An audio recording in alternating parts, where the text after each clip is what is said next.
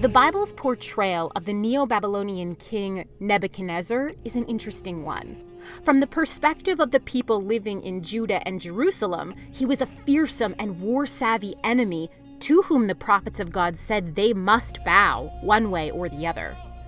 To the first wave of noble exiles that were trained in his courts, Nebuchadnezzar was their new king, and he's portrayed in ways that demonstrate his pride, anger, and eventually how he was humbled with a bout of what today would be labeled as mental illness.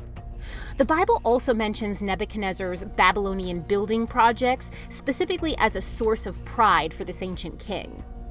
In the history recorded outside of the Bible, we see a similar picture emerge with even more detail. Nebuchadnezzar II was the son of Nabopolassar.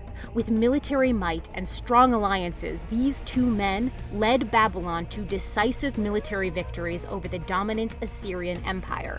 Eventually, they completely destabilized it, defeating its leaders and taking its place as the new world power of the ancient Near East. When Nebuchadnezzar took the throne, he solidified his power by crushing rebellions and taking his place as the shepherd of the city of Babylon. This meant that he launched huge building campaigns, funded no doubt by the spoils of his warfare, and the city of Babylon became a major project. Babylon's main deities were Marduk and Nebo, and one of Nebuchadnezzar's finest building achievements was the rebuilding and refurnishing of their temple structures. He restored the great ziggurat of Babylon that's often associated with the Tower of Babel, and he rebuilt the Temple of Marduk.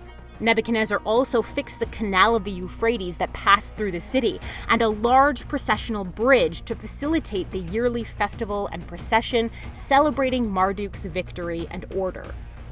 Nebuchadnezzar built the inner and outer walls of Babylon, his large palace, and various temples, shrines, idols, and public buildings. This is the background for his boast of being Babylon's creator recorded in Daniel 4. Also notable are the many inscriptions Nebuchadnezzar left behind.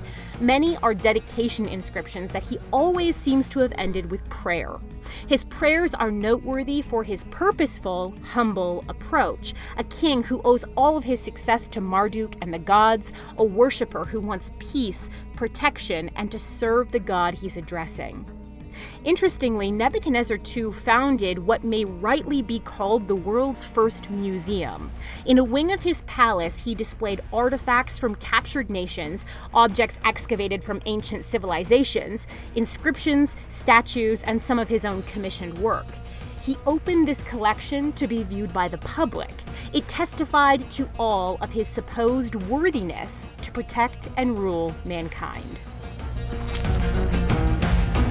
Thanks for watching. If you enjoyed this spotlight, please like it, share it with a friend, and leave us a comment below on what you thought. Also, don't forget to click the bell and subscribe for the latest Bible Discovery content.